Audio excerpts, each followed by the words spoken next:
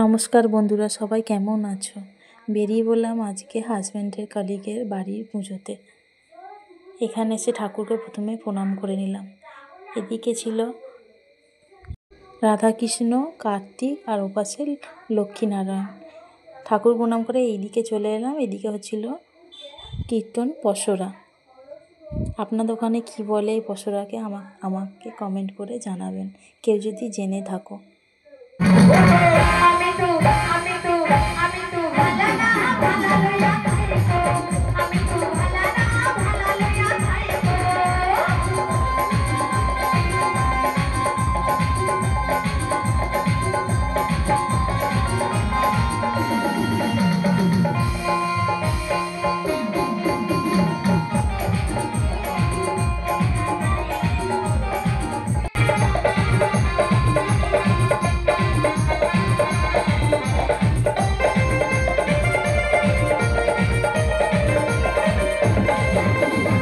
এবার খেয়ে দিয়ে বাড়ির উদ্দেশ্যে চলে এলাম। টোটোতে উঠে পড়লাম।